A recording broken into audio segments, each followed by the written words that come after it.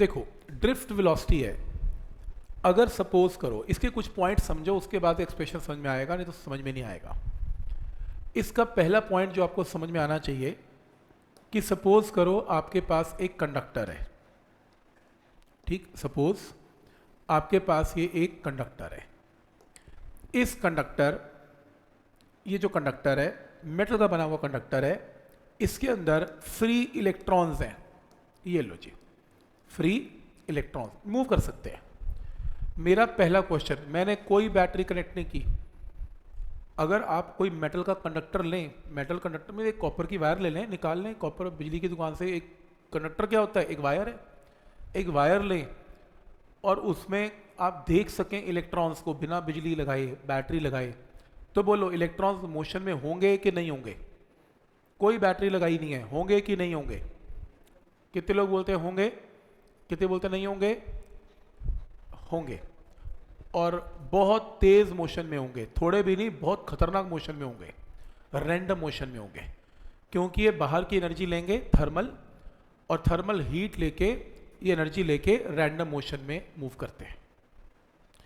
और कितनी स्पीड से मूव कर सकते हैं सोचो, कोई ऐसी गेस करो, कितनी स्पीड हो सकती है रैंडम मोशन में? 10 की पावर 5, 10 की पावर 5 बहुत होती है, 1,00,000 मीटर पर सेकंड होती है, 5 जीरोज हैं, तो सोचो कितनी फास्ट इलेक्ट्रॉन मूव करता है रैंडम मोशन में। अब मान लो, अच्छा इसमें मेटल में कितने इलेक्ट्रॉन्स होते होंगे, फ्री इलेक्ट्रॉन्स, अंदाजे से एक कंडक्टर में कितने फ्री इलेक्ट्रॉन्स होते होंगे? 10 की पावर कितने? 1,00,000, 2,00,000, 10,00,000, 10 की पावर 28 का फैक्टर है, 10 की पावर 28 के आसपास फ्री इलेक्ट्रॉन्स हैं अंदाजे से। 10 की पावर 30 भी हो सकते हैं, 25 भी हो सकते हैं, पर 2-4 नहीं होंगे, कहीं सोचो 2-4 है। हम यहाँ पर 10 की पावर 28 फिगर की बात कर रहे हैं। 10 की पावर 28 लाखों करोड़ों इलेक्ट्रॉन्स हैं, और रैंडम मोशन में जब दुकान से आप वो मटेरियल लेके आए हो, उसके अंदर कांच देख सको, इलेक्ट्रॉन दिखेगा भी नहीं, थी तेज मूव कर रहे हैं, 10 की पावर 5, और कितने? 10 की पावर 28 इलेक्ट्रॉन्स 10 की पावर 5 वेलोसिटी से मूव कर रहे हैं, तो क्या खतरनाक मोशन हो सकती है। तो क्वेश्चन आएगा, पेपर सीबीएसई पूछती है, भाई अगर इतने लाखों इलेक्ट्रॉन्स खतरनाक तरीके से मूव करते हैं तो आपको करंट क्यों नहीं लग रहा? क्योंकि इलेक्ट्रॉन का मूव करना तो इलेक्ट्रॉनिक करंट है, फिर तुम्हें करंट क्यों नहीं लग रहा? लॉजिक तो है ना, इलेक्ट्रॉन तो मूव करते हैं, तो फिर करंट क्यों नहीं लग रहा? करंट जीरो है, क्यों? क्या लिखोगे पेपर में? नहीं, कोलिजन की बात ही नहीं हुई इसमें, नहीं, क्योंकि नहीं, नेट डिस्प्लेसमेंट जीरो है। देखो आपने ऐसे लिखना है, करंट तब माना जाता है वायर में, सुन लो, अगर मान लो कोई क्रॉस सेक्शन बीच में ले लिया जाए, अगर एक इलेक्ट्रॉन इस क्रॉस सेक्शन को क्रॉस कर दे तो करंट माना जाता है। और चलो एक इलेक्ट्रॉन रैंडम मोशन में इसको क्रॉस कर गया, लेकिन साथ में इसके पड़ोस का इलेक्ट्रॉन इधर क्रॉस कर गया, तो एक आगे का करंट जनरेट कर रहा है और एक बराबर पीछे का, तो नेट करंट इज जीरो। एक ने राइट करंट जनरेट किया और एक ने left, net current zero, affective motion zero है। तो मतलब अगर 1,00,000 इलेक्ट्रॉन इधर जा रहे हैं तो 1,00,000 इधर भी जा रहे हैं, इसलिए उनका नेट इफेक्ट आपस में कैंसिल हो जाता है, और इसलिए नेट करंट क्या माना जाता है? जीरो। इसलिए कई बुक्स लिखती हैं कि इनिशियल वेलोसिटी वेक्टर, अगर मान लो एक इलेक्ट्रॉन का वेलोसिटी वेक्टर u1 वेक्टर, मैं वेक्टर कह रहा हूं इंक्लूडिंग डायरेक्शन, तो अगर n इलेक्ट्रॉन्स हैं, इन सबकी इनिशियल वेलोसिटी वेक्टर क्या है? जीरो। मैंने ये नहीं कहा एक इलेक्ट्रॉन जीरो पे है, मैंने ये नहीं कहा इलेक्ट्रॉन रेस्ट पे है, मैंने कहा इन सबका vector sum zero. Vector sum समझते हो, एक वेक्टर इधर तो एक वेक्टर इधर, आपस में कैंसिल करने की वजह से सभी n इलेक्ट्रॉन्स का initial velocity vector zero. Clear है? ये हर मेटल कंडक्टर में जीरो ही है। नहीं तो यार दुकान पे जाऊंगा मैं तो करंट लगने स्टार्ट हो जाएंगे, बिजली की तार देना भैया, ओहो करंट लग गया, ऐसे कैसे करंट लग गया? कॉपर की तार उठाऊंगा करंट लग गया, हैंडल पे करंट लग गया, ऐसे कैसे होगा? नहीं लगता करंट, ये बिल्कुल जीरो है, लगता ही नहीं करंट, तुम खुद फील कर लो यार, नहीं होता। यही तो खास नेचर है यार, ये तो ठीक है, नहीं होता, जीरो है। और मैं कहता हूँ यार अगर मान लो 4 इलेक्ट्रॉन ने प्रोड्यूस कर भी दिया, तुम्हें पता भी ना लगेगा 4 इलेक्ट्रॉन, 10 की पावर 28 में 4 इलेक्ट्रॉन की क्या मात्रा है? कुछ भी नहीं है, अमाउंट ही जीरो है उसका, कुछ भी नहीं है, जीरो ही है बस, इसकी डिटेल में जाना ही नहीं है, ठीक है। तो पॉइंट नंबर 1 क्लियर है। सेकंड पॉइंट समझो फिर। अब जब इसमें रैंडम मोशन में है, पहला आंसर, नेट करंट इसमें 0, दूसरा आंसर। तीसरा, अगर मैं इन्हें कनेक्ट कर दूं किसी बैटरी के साथ, ये लो, ये मैंने इसे एक बैटरी के साथ कनेक्ट कर दिया, ठीक है, बैटरी ये प्लस ये माइनस, ये प्लस तो ये बैटरी इस टर्मिनल को प्लस कर देगी और ये माइनस इसे माइनस कर देगा। इसमें क्या प्रेजेंट है? Free electron. ये फ्री इलेक्ट्रॉन्स है, ये फ्री इलेक्ट्रॉन्स है, ठीक है। अब बैटरी जब ऑन हुई, सभी इलेक्ट्रॉन्स को पॉजिटिव चार्ज अपनी तरफ क्या करेगा? अट्रैक्ट कर लेगा। देख रहे हो, इन सब की मोशन एक तरफ हो जाएगी कुछ इस तरीके से, ऐसे, ठीक। सबको इस तरफ मूव करना ही पड़ेगा, करना ही पड़ेगा। और सारे के सारे एक गिवन क्रॉस सेक्शन एरिया को इकट्ठे क्रॉस करेंगे ही करेंगे टुवर्ड्स लेफ्ट। राइट पे जाने का कोई सवाल पैदा होता ही नहीं, है ही नहीं। इसलिए इसमें इलेक्ट्रिक करंट जनरेट हो जाएगा, क्योंकि इधर तो क्रॉस करेगा नहीं इलेक्ट्रॉन, सारे के सारे लेफ्ट क्रॉस कर रहे हैं, तो सब इलेक्ट्रिक करंट में कॉन्स्टिट्यूट करेंगे। अगर इलेक्ट्रॉन इधर जा रहे हैं तो वायर में करंट कहां जाएगा? राइट। दूसरा पॉइंट भी क्लियर है, कोई डाउट है इसमें? तीसरा पॉइंट, हमने +1 में एक क्वेश्चन किए थे, रिवर क्रॉसिंग क्वेश्चन, नदी पार करनी है उसका क्वेश्चन थे। नदी जब पार करते हैं, नदी चल रही है, बंदा तैरते हुआ सीधा जाना चाहता है, पर नदी के बहाव में वो इधर चला जाता है। हम वर्ड यूज करते हैं ड्रिफ्ट, नदी उसे ड्रिफ्ट करके साइड पे ले जाती है। फाइंड ड्रिफ्ट डिस्टेंस, ये वर्ड ड्रिफ्ट में है। फोर्सफुली, इलेक्ट्रॉन की इच्छा कोई नहीं है मूव करने की, इनको ड्रिफ्ट करवाया जा रहा है। कौन करवा रहा है? बैटरी। बैटरी के बहाव में बैटरी ने, अप्लाइड इलेक्ट्रिक फील्ड ने इन्हें ड्रिफ्ट करवा दिया, इसलिए वर्ड क्या यूज करते हैं? ड्रिफ्ट। ये खुद तो ना चाहता है इलेक्ट्रॉन इधर जाए, खुद तो रैंडम मोशन चाहता है, पर जबरदस्ती इन्हें बहाव में ले आई, तू इधर मूव करेगा ही करेगा, तो ड्रिफ्ट हो रही है। अगला क्वेश्चन, इसमें अगला कॉन्सेप्ट, जब इलेक्ट्रॉन मूव करते हैं तो इलेक्ट्रॉन की वेलोसिटी सबकी क्या सेम है कि डिफरेंट है?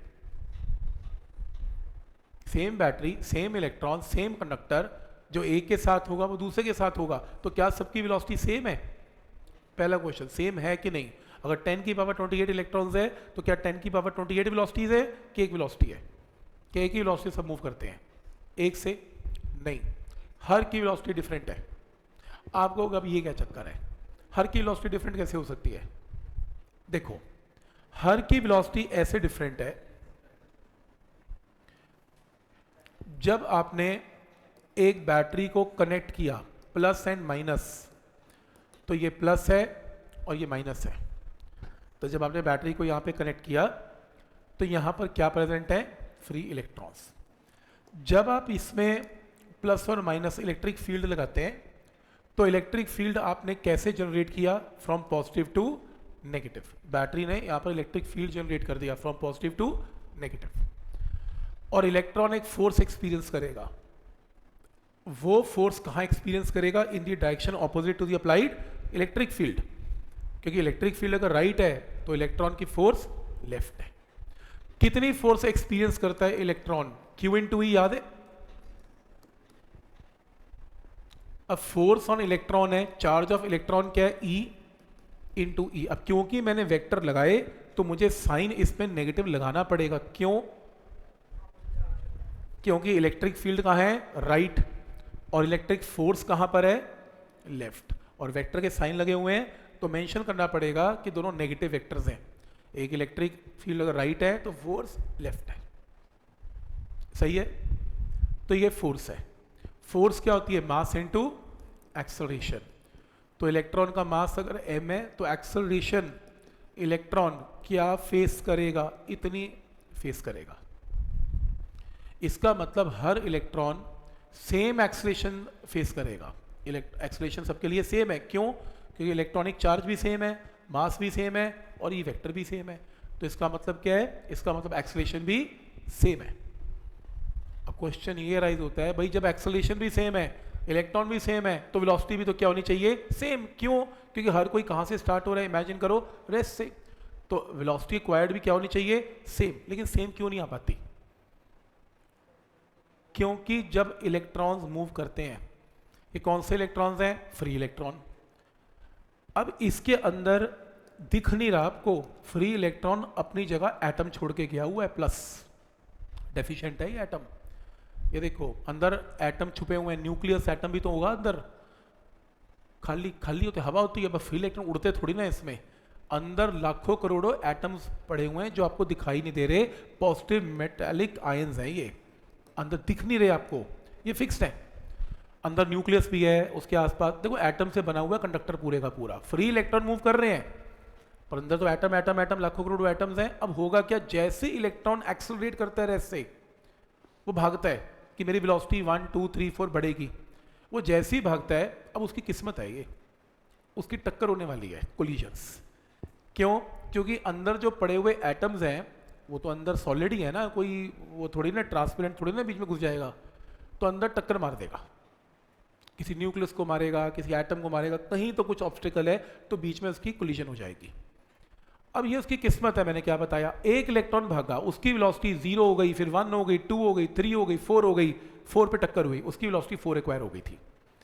टक्कर होने के बाद एनर्जी रिलीज हो गई, वो फिर से रेस्ट पे आ गया, फिर एक्सीलरेट करेगा, फिर रेस स्टार्ट करेगा, 0 1 2 3 4, मतलब टक्कर खाने के बाद रिलैक्स हो जाएगा, फिर भागेगा। अब दूसरे इलेक्ट्रॉन की किस्मत है, वो जैसे ही भागा था 1 सेकेंड में टक्कर हो गई, अब बेचारा वो वेलोसिटी एक्वायर नहीं कर पाया, उसकी वेलोसिटी तो कम रह गई। अब एक ही टक्कर ही नहीं हुई, वो ऐसे रास्ते से जा रहा है, उसकी टक्कर ही नहीं हुई, तो 0 1 2 3 4 5 6 7 वेलोसिटी एक्वायर करेगा। तो इसका मतलब डिपेंड करता है, जब तक इलेक्ट्रॉन की टक्कर नहीं हो रही तब तक वो वेलोसिटी गेन करता जा रहा है। अब टक्कर तो हो ही जानी है, क्योंकि ऐसे तो सूखा निकलेगा नहीं, एटम ही एटम भरे पड़े हैं, कोई कभी तो कोलिजन होगी, ऐसा कोई इलेक्ट्रॉन है नहीं सीधा निकल जाता है, तो उनकी कोलिजन होती रहती है, पर किसी की जल्दी किसी की लेट। अब इसका मतलब कि अब किसी की जल्दी किसी की लेट का मतलब सबकी वेलोसिटी रिक्वायर्ड डिफरेंट है टी टाइम में। तो टी टाइम के बाद जब मैंने चेक किया तो सबकी वेलोसिटी डिफरेंट है, कोई टक्कर खाए बैठा है, कोई नहीं खाए बैठा। तो अब मैं क्या करूं, क्वेश्चन में इसके अंदर 10 की पावर 28 इलेक्ट्रॉन की 10 की पावर 28 वेलोसिटीज निकाल लूँ, तब न्यूमेरिकल सॉल्व करूँ, कौन करेगा? तो मैं क्या डिसाइड करूँगा, मैं एवरेज लूँगा, मैं नहीं इतनी डिटेल में जाऊँगा, मैं कहूँगा 19-21 का फर्क होगा, सभी इलेक्ट्रॉन की एक एवरेज वेलोसिटी ले लेते हैं और ये मान लेते हैं सभी इलेक्ट्रॉन की वेलोसिटी कांस्टेंट है, एवरेज है, उस कांस्टेंट एवरेज वेलोसिटी को बोलते हैं ड्रिफ्ट वेलोसिटी, और हम क्या निकालने जा रहे हैं, उसका एक्सप्रेशन। क्लियर है यहाँ तक? तो ड्रिफ्ट वेलोसिटी का एक्सप्रेशन निकालने जा रहे हैं, जो अगला टॉपिक है।